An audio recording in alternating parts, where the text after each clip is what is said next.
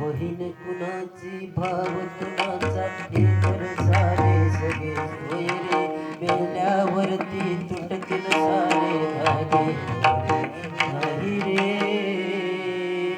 नाही कुणाचे कोणी शरीर काळाचे धन कुबेराचे येते मनुष्याचे काही नव्हे दिलं गेलेलं शरीर देखील काळाचं आहे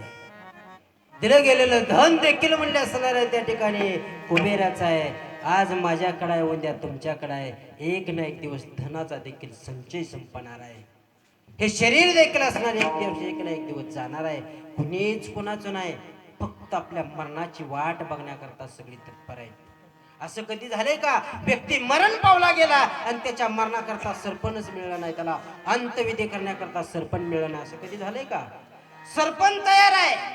1.25 मीटर कापड तयार आहे पेटवणारा घरचाच व्यक्ती तयार आहे रडणारी देखील तयार आहेत फक्त तू मरणाची वाट बघताय आपण कधी जातो ह्याची वाट आहे असं कधी झालंय अर्ध्यावकी माणूस मेला आणि त्याला सामानच मिळलं नाही असं कधीच नाही मेल्यानंतर उधार देणारे असणारे त्या ठिकाणी दुकानदार आहेत का सगळं तयार आहे फक्त आपण मरणाची वाट बघतो जिंदगी किराए का घर है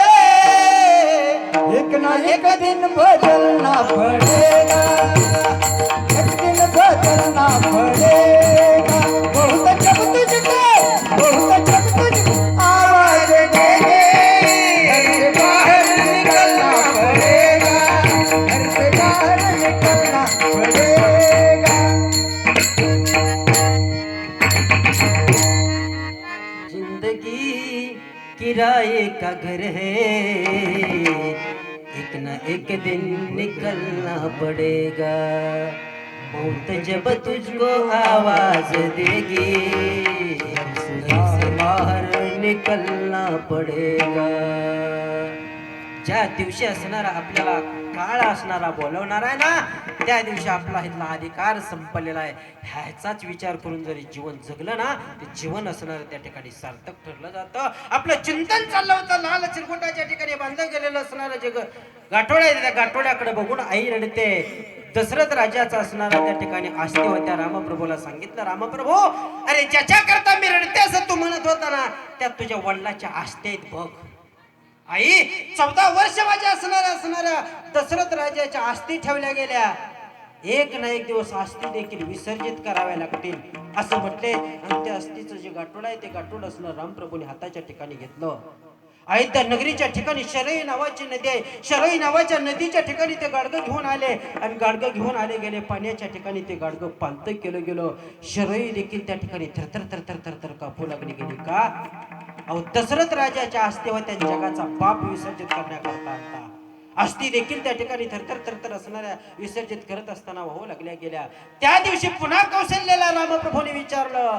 कौशल्य तुला असं वाटतं का आई तुला असं वाटतं का की माझा असणारा दशरथ राजा बाप जिवंत असावा कौशल्याने असणारा प्रत्युत्तर दिलं गेलं रामप्रभू तुझ्या अंगात दशरथ राजाला जिवंत करण्याचं सामर्थ्य आहे परंतु जरी आज जिवंत केलं गेलं एक ना एक दिवस जावं लागणार आहे